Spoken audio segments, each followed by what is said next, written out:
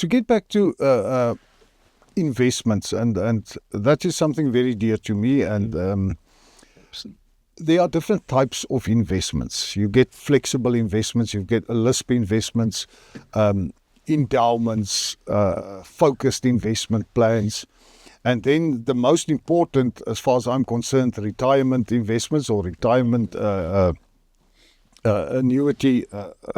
retirement annuities.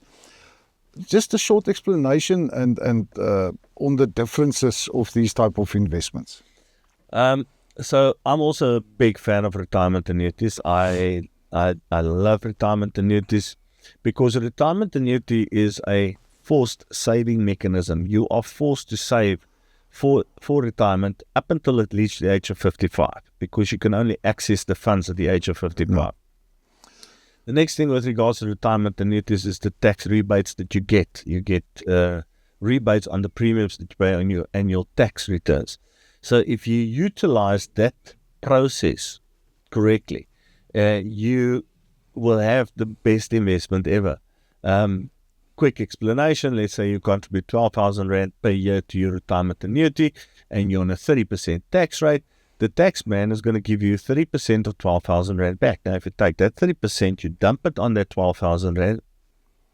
Now you've got 30% extra already, which the tax man have given back to you. And now say you get 10% growth on that 12,000 Rand. Now you've got 40%. 40% return on investment on a yearly basis. Not many investments that can give you that. And this is basically guaranteed. Yeah. It's just about guaranteed. The other thing with retirement annuities, it's protected against creditors. So if you go insolvent, bankrupt, whatever, they can take anything, everything. Let's rather say everything, not anything. They don't want to take your wife. They can take everything, but they can't touch your retirement annuity. Yeah. So for me, retirement annuities from a tax perspective, from growth perspective, from a security perspective, from a forced retirement savings perspective, absolutely the best investment.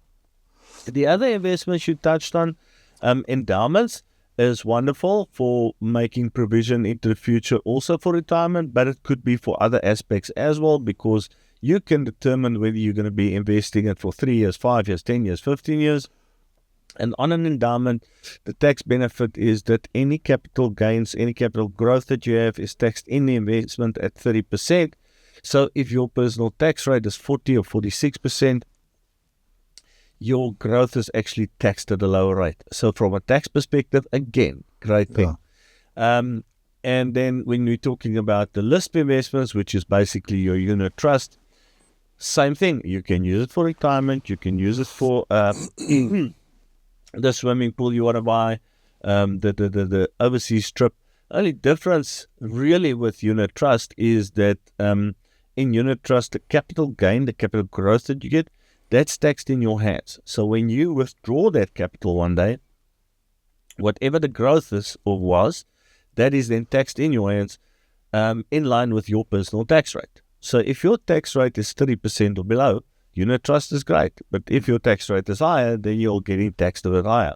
And this is where the planning thing comes in, is to determine which is going to be the best investment for you as a client.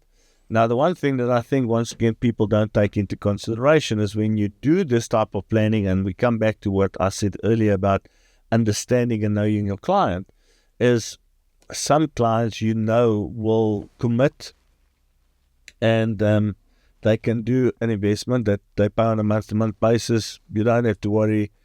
It's fine. But some people won't. Some people might actually be very inclined to withdraw the funds on a regular basis. So then discipline. It's always, I think it's important then to build in a bit of pain. And a bit of pain. Make it a bit more difficult. Yeah, a bit of pain would be to say, okay, I'm going to ask you to commit to 10 or 15 years. And because you're committing to 10 or 15 years, all cost is calculated upfront. If you cancel, withdraw that investment before the time, there will be penalties. Yeah. And I have seen it in the past. I know people might say, gee, this is not very nice of him, but I've seen it in the past. You speak to a client, you say to a client that wants to withdraw their funds, after a year or 3 or 4 years, this is the impact. Makes them think twice. And that's what you want.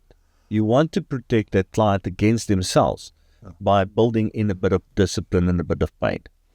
Yeah, and also on the endowment or the term investments, you can appoint a beneficiary so that That's right. those funds will not form part of your estate.